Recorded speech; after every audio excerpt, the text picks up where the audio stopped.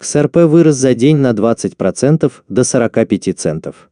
И я уже говорил тебе в течение последних 2 недель, что надвигается идеальный шторм для XRP. Банковский кризис, потенциальный повторный листинг Coinbase. Решение судьи будет вынесено очень скоро.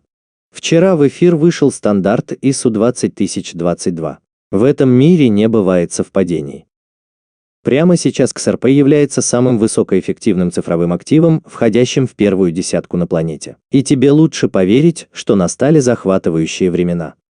Каждый из вас должен уделять чрезвычайно пристальное внимание этому рынку в течение следующих дней, недель и месяцев, поскольку потенциал для фиксации прибыли прямо перед нами. Дамы и господа, вы должны понимать, что нынешний прорыв – это не просто обычный прорыв. Прошло 700 с лишним дней с тех пор, как XRP вырвался из нисходящей линии тренда. Это особенный случай, и именно это может привести XRP в абсолютный шок. Прямо сейчас у нас происходит множество событий, которые усиливают идеальный шторм XRP, и давайте займемся этим. Во-первых, мы видим от Европейского центрального банка, что был разработан скоординированный план действий Центрального банка по улучшению предоставления ликвидности в долларах США. И 6 стран-участниц – это США, Япония, а 6 стран-участниц – это США, Япония, ЕС, Англия, Канада и Швейцарский национальный банк. Это чрезвычайно важно. Это может стать тем событием, которое окончательно приведет к гиперинфляции доллара. Они говорили, что инфляция будет снижена. Я просто вижу, как она зашкаливает. Они повышают процентные ставки, одновременно раздувая курс национальной валюты. Какой в этом смысл? Пусть все это провалится, и пусть совершенно новая финансовая система XRP наконец выйдет в интернет. Видите ли, ребята, часть того, что происходит прямо сейчас, заключается в том, что страны БРИКС расширяются. Иран, Саудовская Аравия, Аргентина, Египет, а теперь даже Мексика проявляют интерес к присоединению.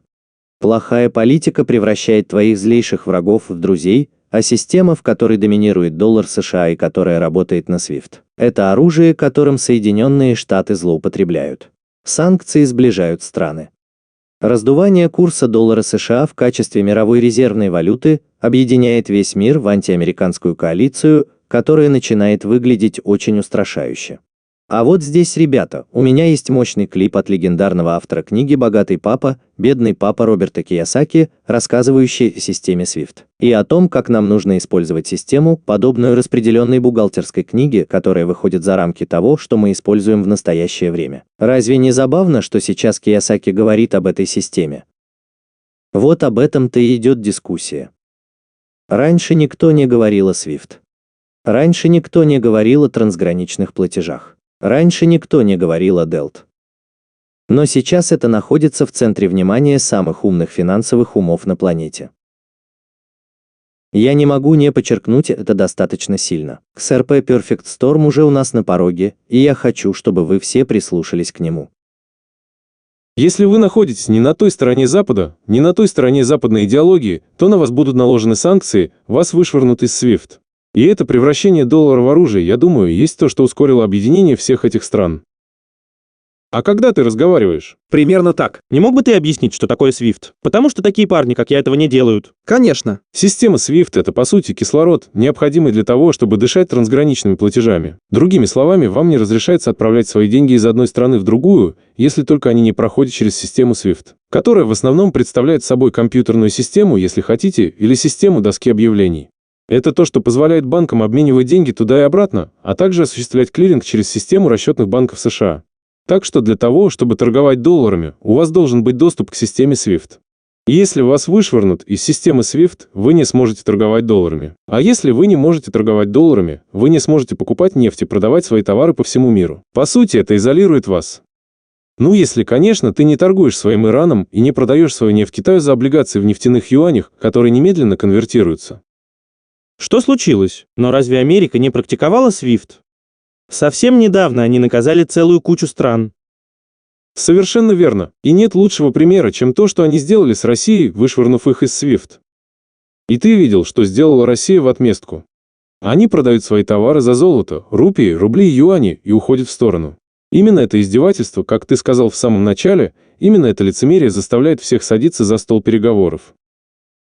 И прежде чем я расскажу о поясном пути, я хочу упомянуть одну вещь, которая действительно очень интересна. Мы ведь говорим о клее, не так ли? Клей, благодаря которому все это держится, это основа новой системы с использованием таких сырьевых товаров, как золото. Это новая система, новая эра, в которой доминируют прозрачность и сырьевые товары. Вот почему я верю, что они будут использовать преимущества китайского цифрового юаня для всех этих стран, чтобы взять на себя обязательства по созданию новой валюты, которая будет цифровой валютой, но при этом продемонстрирует неизменность и достоверность того, что каждая страна обещает новой системе в распределенном реестре. Это и есть тот клей, на котором все это держится.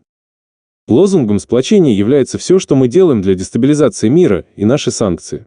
А затем ты помещаешь это в контекст всей той ерунды, которую мы сейчас делаем внутри нашей страны, и тратим деньги, которых у нас нет. Занимаем деньги, которые нам не нужны, чтобы вести войны, в которых мы не должны участвовать, или делаем вещи, которые просто бессмысленны и разрушают мир. Мальчик, это только ускоряет и обосновывает те шаги, которые предпринимаются этими людьми. Странные страны. Вот и все, друзья мои. Не только это, но и кое-что еще, что обычно происходит, когда происходит масштабный банковский кризис, масштабная смена финансовой парадигмы. Это сопровождающее его масштабное событие, чтобы отвлечь общественность и услышать, как Илон Маск попадает в самую точку.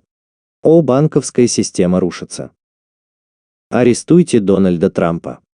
Дамы и господа, сегодня появились новости о том, что Дональд Трамп ожидал ареста. А сторонник блокчейна выдвинул потрясающую угрозу, которая, я считаю, идеально соответствует тому, что происходит прямо сейчас. Время для шляпы из фольги 17-20 сентября 2019 года ФРС тихо вмешивается в предоставление банкам кредитов Overnight с помощью программы Repo.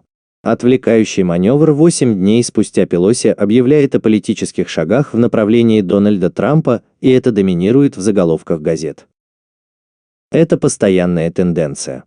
Им нужно что-то в новостях, чтобы отвлечься от того, что происходит на самом деле.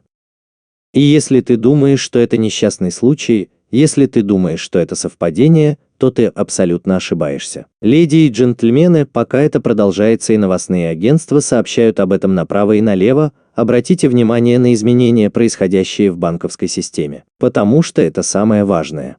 Вам, ребята, не кажется забавным, что каждый раз, когда происходят масштабные изменения в финансовой системе, будь то Бреттон-Вудс, будь то кризис в области здравоохранения, будь то прямо сейчас в связи с российско-украинским конфликтом, всегда должно быть что-то, что крадет заголовки газет.